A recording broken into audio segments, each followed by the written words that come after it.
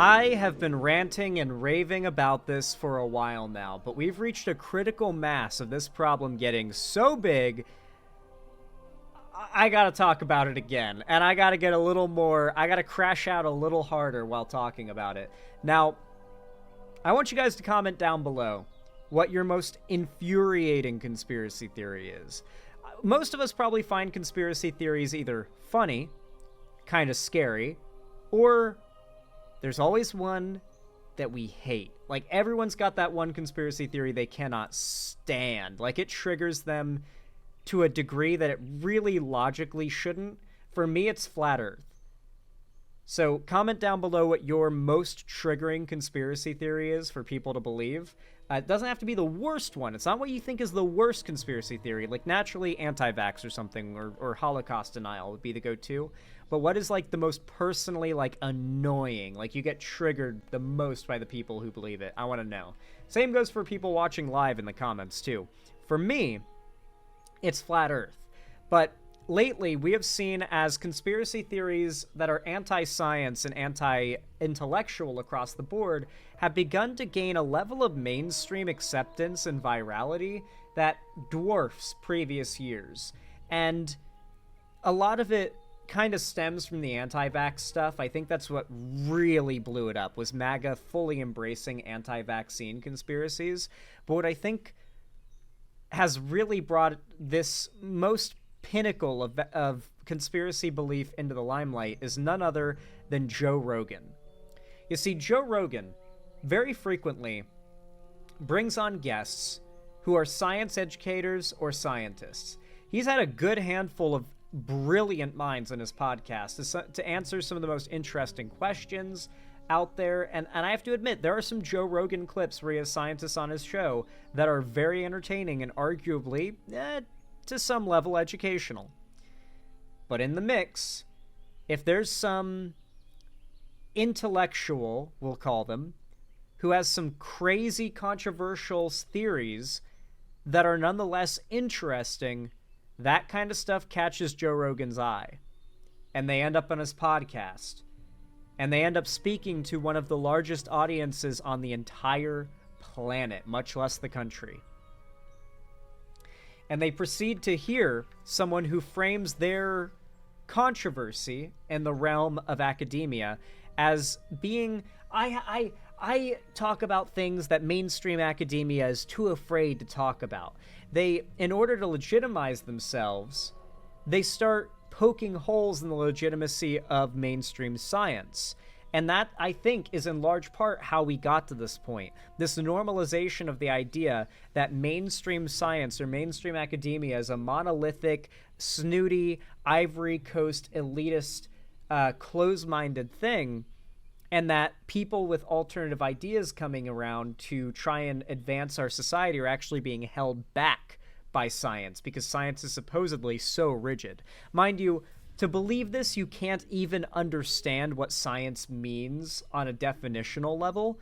Science is fundamentally the practice of having a body of information and then proceeding to come up with new hypotheses and then testing them to see if that hypothesis stands up to test, and then having other people who are also scientists test it through peer review to see if it holds up to multiple repeated processes, and then to incorporate that knowledge into the body of knowledge that we have. If any of that knowledge contradicts what we already know, it's a matter of, does what we already know have stronger evidence than what we've just found out? If what we just found out has stronger evidence, then guess what? Science has changed because we just learned something new, and science regularly changes because it is by definition not rigid.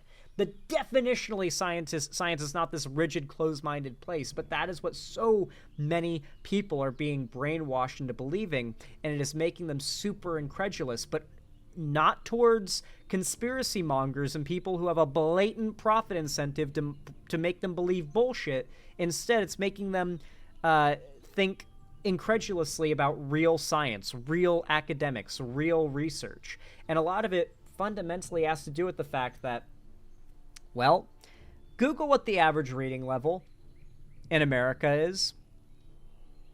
Google what the average reading comprehension level is in America. It's around 5th or 6th grade for the majority of Americans. Most scientific research papers and thesi are not written at a 5th to 6th grade reading level. This means the majority of Americans, just out the gate, fundamentally cannot access first degree sources for scientific studies and research. Most Americans do not have the literacy to do that. Now, of the Americans who even do have the literacy to read these studies and to learn these things of their own volition, how many of them have the willpower or the time to do so? How many of them would rather read a study that debunks the lie Trump just made up, or that some conspiracy theorist just made up that sounds so convincing on Joe Rogan's podcast, rather than continuing to play COD or Helldivers, or to continue at their job, or to continue whatever housework they were doing, right? No one, pretty much. Like, nobody. Real science and real academics is unfortunately, unintentionally, severely gatekept. And this point, of course, is a perfect segue into the next thing I want to get to, which is one of the best figures in the realm of content creation that's been fighting the good fight against this phenomenon and calling it out is Mini Minuteman, a geology YouTuber, and a geology and archaeology. He does a bit of both. YouTuber who has done immense amounts of good in debunking popular conspiracy theories, but unfortunately, one or many men like him are not enough to win the battle. And overall, the clickability of these conspiracy posts are getting way more views and way more engagement than the average Milo Rossi video. To the extent that so it's funny that it's coming back to this. Joe Rogan had a guy on his show who is a supposed archaeologist, but like I said before, this guy has some theories that mainstream academics doesn't exactly like, or mainstream archaeology doesn't exactly like. And this guy made claims that he and his team had found evidence of structures beneath the Great Pyramids of Giza in Egypt, positing that there may perhaps be countless chambers beneath it, or even that one meme image where like these giant like towers are under the sand, but it's just the tips of them sticking out, and that's the pyramids, like that could be real.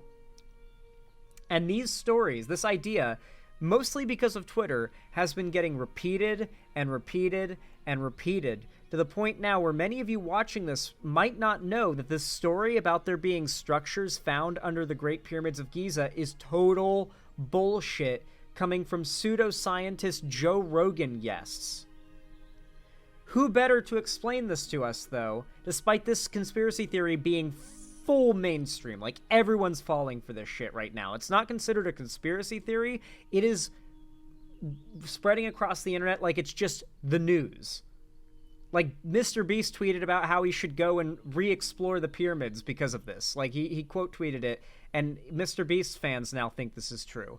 But thank God, our king, Milo Rossi, is here to debunk this bullshit. But it really just goes to show, we're not at the point now where conspiracy theories are getting popular. We're at the point now where conspiracy theories are treated like mainstream news. Y'all heard about this? No? I'm so sorry. A 2022 paper has just resurfaced, which claims that structures were found underneath the Great Pyramid using ground-penetrating radar. The theories for what this anomaly is have ranged everything from burial structures to power plants. And so, of course, every single conspiracy account under the sun has been flocking to this like a fly to shit. And y'all have been tagging me in these videos, constantly asking for my opinion, so here it is. I'm gonna say this once. This paper is, and I cannot stress this enough, not peer-reviewed. One of the authors of this paper is known for other works, like this one. Like this one. Yeah, this is where we're at now. These people are getting so much mainstream coverage. They're lying about there being structures under the Great Pyramids, and it's being passed off as news. Just not a conspiracy or a theory, but news. And everyone's falling for it. It's going giga viral. And the guy responsible for it wrote, I guess this is Latin, alien and demon. My girlfriend told me about the structures. I looked it up. It took me 2 seconds to debunk it. Most people do not have the good sense to Google something that they've just heard. They want to believe the exciting story. This is taking off so hard because it's exciting. The conspiracy theories that have some level of an exciting factor to them are so hard to fight against because the truth is more boring, and no one wants to believe the more boring answer. Part of the reason why a paper from 2022 is only gaining so much traction over the last 48 hours is because it was covered in a press conference with a guy from InfoWars. This guy and a guy from InfoWars. So here's the ground truth of it. Nobody knows what this is. Anyone who tells you they know what this is lying to you. And until this is peer-reviewed, any theories about this are completely baseless conjecture. Y'all... Basically, the guy just claims that he used radar to find hitherto undiscovered structures under the Great Pyramids of Giza. One of the I know they're considered very mysterious and stuff, but they're highly explored, and I think we can literally explore the whole Big Pyramid right now through scanning, right? Explore Pyramid of Giza. Yeah, here it is. Giza 3D. Digital Giza. Start the tour.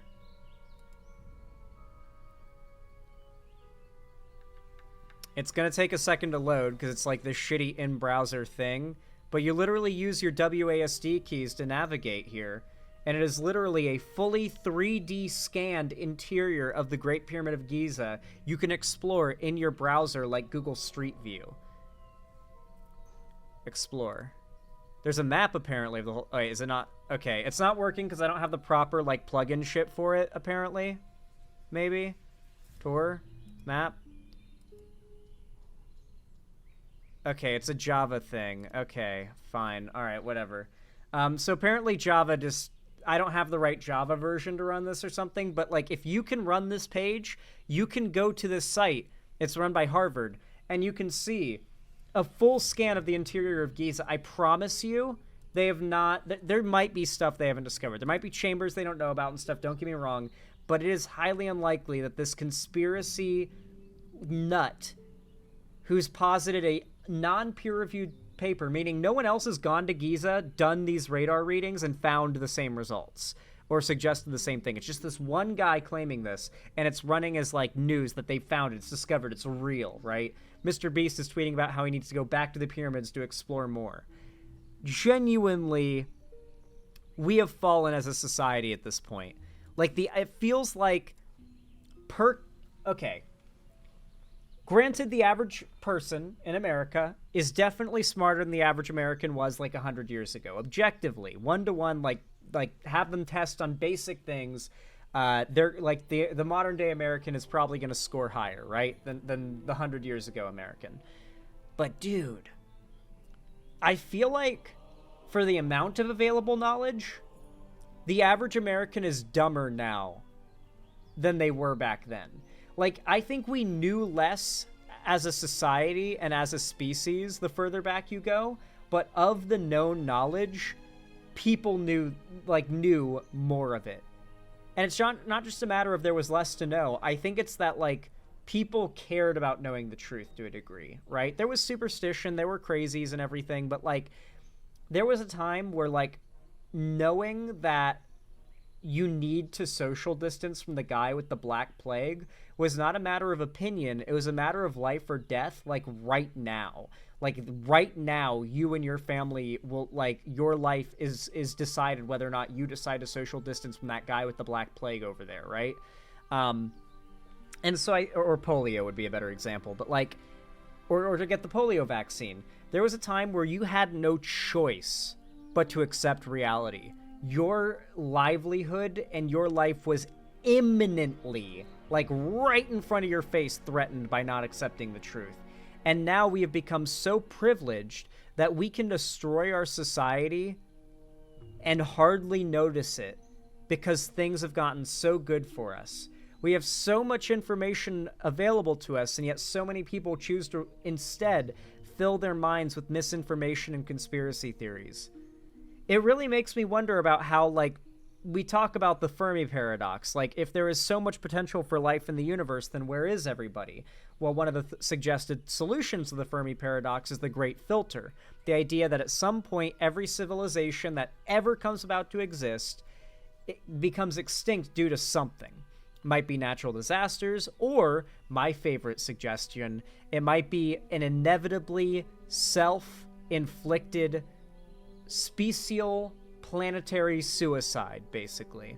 And I think that for many suggest it might be nuclear power, nuclear war, climate change, right?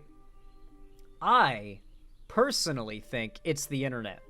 I think that every intelligent species develops the internet, or something, basically the internet, the ability to just communicate instantaneously, social media, the ability to post things. Like, it's a very relatively simple and obvious thing to create for any intelligent species, right? The ability to instant communicate and social media. If we discover aliens, they'll have Twitter, or they'll have their Twitter, right? And so I think there's a chance that the invention of such technology leads to a species becoming so brain broken at a large enough scale that they literally backslide and regress into extinction.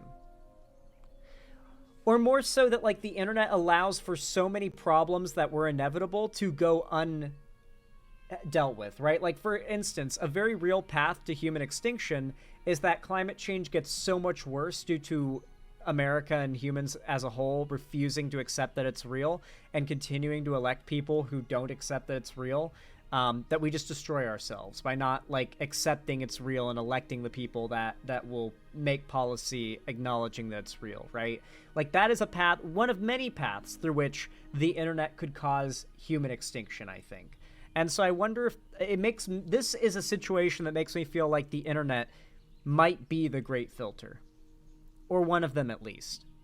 But, if you think I'm wrong about that, or if you agree, you can leave your comment down below, or in the chat right now, and I'll be interested to hear your thoughts. But of course, if you've watched this segment and you've enjoyed it, found it entertaining, educational, and or enjoyable in any way, then please consider leaving a like and a comment on the video. Every single thumbs up and every single comment compound on each other to boost the channel and the algorithm, and I really mean every single one. Every drop in the bucket counts. It means so much. So thank you to everybody who goes out of your way to be supportive. It's totally free, and it means the world to me. So thank you. And of course, be sure to subscribe and ring the bell icon to turn on all notifications if you haven't already, so that YouTube actually tells you when I go live or upload new videos in the future, because trust me, if you don't, they won't. And if you want to see more from me on other platforms, be sure to follow my social medias linked down below in the description, including my fan Discord especially, the main hub of my fan base and community. I actually host gaming events, call-in streams, watch parties, and movie nights there, as well as announcing all my new uploads and streams. So if you don't want to miss anything, make sure you hit that link in the description and join my Discord server. Finally, if you can afford it, you feel like it, and you want to support the channel, help me keep the lights on and a roof above my head here at the Xanderhall studio, then please consider donating, subscribing, or gifting a sub on my website, xanderhall.com/live, or support me through YouTube, Twitch, Streamlabs, Stream Elements, Patreon, or buy some custom Xanderhall merch through the Streamlabs link down below in the description. Regardless of how you support me, though, thank you so much for watching, as always, and have a good one.